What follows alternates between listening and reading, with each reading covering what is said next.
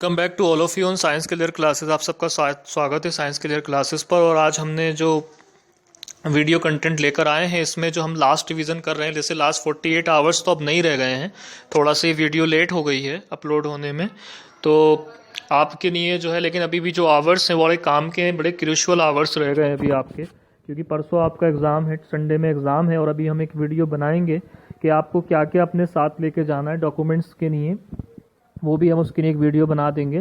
तो फिलहाल जो आज हम कंटेंट लेकर आए हैं वो बहुत इंपॉर्टेंट है। हमने इसमें जो है 4 पार्ट में इसको डिवाइड किया है।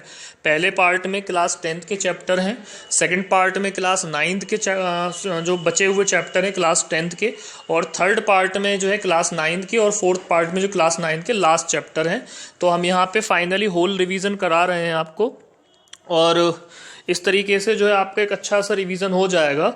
हमारी दुआ है, विशेष है कि आप अच्छे से एमयू में जिस जिस टेस्ट में आप बैठ रहे हैं उसको आप क्रैक कर पाएँ, स्पेशली एमयू एंट्रेंस जो क्लास 11th के लिए हो रहा है।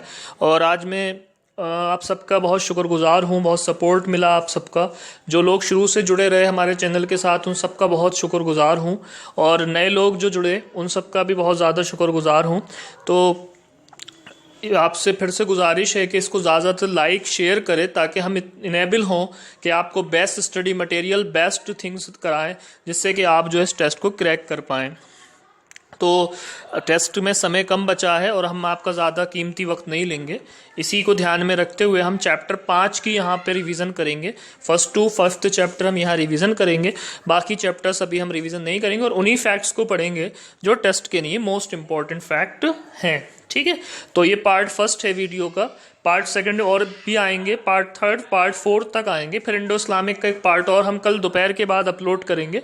तो जितने भी पार्ट्स ये आ रहे हैं ये देख लीजिएगा, आपको इससे बड़ी मदद मिलने वाली है और टेस्ट में क्रैक होने में बहुत फ़ायदा मिलेगा। तो आपसे गुजारिश है कि इस वीडियो को ज़्यादा शेयर करिए, ज़्यादा से लाइक करिए, and thank you very much to all of you which give the support to us. Thank you very much. तो वीडियो शुरू करते हैं आज की। देखिए हम पहुंच गए हैं इस पेज पे, chemical reaction and equation chapter है। तो इसमें जो पहली चीज़ है कि केमिकल रिएक्शन क्या होती है, ये इतना इम्पोर्टेंट नहीं है। केमिकल इक्वेशन क्या होती है, ये भी इतना इम्पोर्टेंट नहीं है। यहाँ इम्पोर्टेंट है बैलेंसिंग करना इक्वेशन का। तो आपको इक्वेशन को बैलेंस करना आना चाहिए कि इक्वेशन किस तरीके से बैलेंस कर सकते हैं और किस तरीके से आप इक्वेशंस को सॉल्व कर सकते हैं। तो ये आपको आना चाहिए अच्छे से, जैसे हमने यहाँ पे दे रखा है। एक मिनट।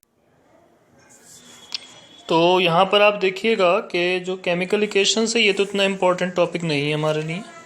आगे कुछ इम्पोर्टेंट्स हैं, बैलेंसिंग का इक्वेशंस करना, ये इम्पोर्टेंट है। आप याद रखिएगा बैलेंसिंग करने के लिए दोनों तरफ एटम के जो नंबर्स हैं वो सेम होना चाहिए, तो ये केमिकल इक्वेशन जो है बैलेंस हो जाती है। नीचे बढ़ेंगे इस वाले चैप्टर्स में से ये याद रखिए कि कैल्शियम ऑक्साइड का क्या फार्मूला हो सकता है, H2O का क्या फार्मूला होता है, और COH होल्टाइज कैल्शियम ऑक्साइड या COH होल्टवाइज को स्लैग्ड लाइम कहते हैं, ये याद रखिएगा।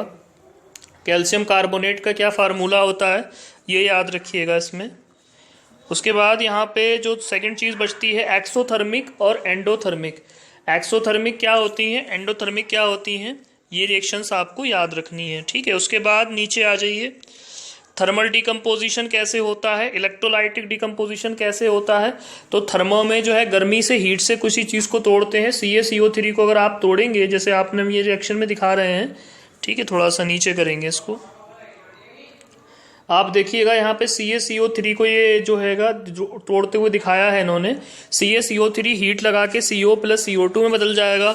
उसके बाद इलेक्ट्रोलाइटिक डिकम्पोजिशन की बात कर लेते हैं। सिल्वर ब्रोमाइड जो है ब्लैक हो जाता है और ये फोटोग्राफी में इस्तेमाल होता है, याद रखिएगा।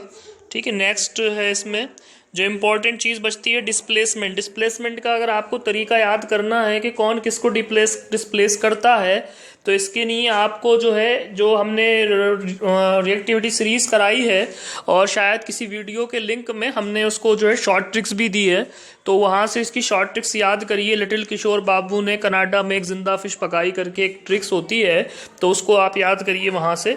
और इसमें ये याद रखिएगा कि कौन सा किस कलर में होता है और बाद में किस कलर में हो जाता है। ठीक है, डबल डिस्प्लेसमेंट अगर रिएक्शन की हम बात करें तो ये आपस में इंटरचेंज होता है आयंस का, याद रखिएगा। उसके बाद अगर हम ऑक्सीडेशन की बात करें तो ऑक्सीजन ऐड हो जाती है, हाइड्रोजन निकल जाती है और लॉस होता है इलेक्ट्रॉन का, दैट इज ऑक्सीडेशन। और रिडक्शन में क्या होता है बच्चे, रिडक्शन में जो होता है लॉस होता है ऑक्सीजन का, गेन होता है हाइड्रोजन का, प्लस जो है क्या होता है प्लस जो है इलेक्ट्रॉनों का भी गेन होता है। तो आप इसके इस तरीके से नोट्स बना सकते हैं, अच्छे से नोट बन जाएंगे आपके। ऐसे करके लिख लीजिएगा ऑक्सीडेशन करके, और उसके आगे लिख लीजिए ऑक्सीजन प्लस हाइड्रोजन नेगेटिव, ऐसे करके नोट्स बन जाएंगे इसके। तो उसके बाद रिडॉक्स की अगर बात करें, जैसे रिडॉक्स यहाँ दिखाई है, तो रिडॉक्स में एक चीज़ का ऑक्सीडेशन होता है और एक चीज़ का रिडक्शन होता है। इसमें कभी कभी पूछ लेते हैं कि रिडक्टेंट कौन था और ऑक्सीडेंट कौन था, तो इसका मैं तरीका बता रहा हूँ। जो ऑक्सीडेशन कराएगा वो रिडक्टेंट कहलाता है, जो रिडक्शन कराएगा वो ऑक्सीडेंट कहलाता है। तो इसको याद रखिएगा अच्छे से। कोरोजन की अगर बात करें तो जब कोई मेटल लेफ्ट कर दिया जाता है, छोड़ दिया जाता है कभी भी जो है, तो उसको हवा और पानी की वजह से या जो है धूल की वजह से वो क्या हो जाता है, वो जो है उस पर जो है उसका कलर खत्म हो जाता है। इसे कोरोजन कहते हैं। जैसे कि रस्टिंग है आयरन की, तो rusting of iron is also type of the corrosion, but all corrosion is not type of rusting. Rusting is the type of corrosion. Rusting corrosion का टाइप है, लेकिन कोरोजन रस्टिंग का टाइप नहीं है। Rancidity की बात करें, यही प्रोसेस अगर खाने के चीज़ें के साथ होती है तो फिर ये रस्टिंग कहलाएगी, वो सॉरी रेंसिडिटी कहलाएगी। और इसको रोका जा सकता है नमक वगैरह से, तेल वगैरह से। इसमें एक इम्पॉर्टेंट चीज़ आती है, याद रखिएगा, सोडियम बेंजोएट नाम से एक कंपाउंड होता है, सोडियम बेंजोएट कहते हैं उसको, ठीक है। इसका इस्तेमाल भी जो ऐसे रेंसिड को प्रिवेंट करने के लिए डाला जाता है। और जो जो चीज़ें इसको प्रिवेंट कर देती हैं उनको जो है आप क्या कहते हैं, एंटीऑक्सीडेंट कहते हैं उनको। क्या कहते हैं उनको, एंटीऑक्सीडेंट कहते हैं। तो ये बात आप अच्छे से याद रखिएगा कि उनको क्या कहते हैं, उनको एंटीऑक्सीडेंट। ये पहला चैप्टर हमने लगभग कर लिया है, हमने पहला चैप्टर